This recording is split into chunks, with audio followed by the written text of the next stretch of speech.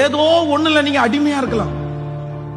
கர்த்தர் பல வருஷமா உங்களிடத்துல சொல்லிட்டு இருக்கலாம், பல மாதங்களா உங்கள்கிட்ட சொல்லிட்டு இருக்கலாம், இதை விட்டுருமா, இது உனக்கு சரியாகாது, இது விட்டுருப்பா, இது உன்னுடைய எனக்கு என்னுடைய சித்தம் இல்ல, இந்த காரியத்தை நீ விட்டுரு, இந்த காரியம் உன்னை அழிச்சிடும், இந்த காரியம் உன்னுடைய கிருபைகள் எல்லாம் உன்னை விட்டு எடுத்துரும், இந்த காரியத்தோட நீ வாழாத, நீ ஸ்பெஷலா அழைக்கப்பட்ட ஒரு தேவனுடைய பிள்ளை, உன்னை தாயின் கருவில் உருவாகும் முன்னே நான் தெரிந்து கொண்டேன், அதுக்காக தான் இந்த திருச்சபையில் நான் உன்னை வச்சிருக்கிறேன், அதுக்காக தான் உனக்கு ரட்சிப்பு கொடுத்துறேன், நீ விட்டுரு விட்டுரு விட்டுருன்னு சொல்லி இந்த திருச்சபைக்கு நீங்க வந்த நாள் முதற்கொண்டே ஆண்டவர் பேசிக் கொண்டிருக்கலாம்.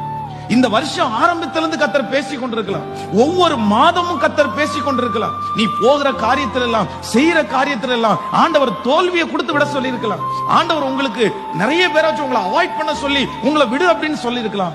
பலவிதமான முயற்சிகளை ஆண்டவர் எடுத்தும் இன்னும் விடல. என்னால் அதை விட முடியல. நான் விடலன்னு வந்திருக்கிற தம்பிக்கு தங்கச்சிக்கு இன்னைக்கு சொல்ற ஆலோசனை என்ன தெரியுமா? எப்பா, டைம் பார் ஆகிறதுக்குள்ள, நேரம் கடந்து போகிறதுக்குள்ள, உனக்குன்னு குறிக்கப்பட்டிருக்க அந்த டைம் முடிகிறதுக்குள்ள நீ விட்டுரு. அந்த டைம் முடிஞ்சதற்கு பிறகு யாராலையும் அந்த நேரத்தை உன்னுடைய வாழ்க்கையில கொடுக்க முடியாது.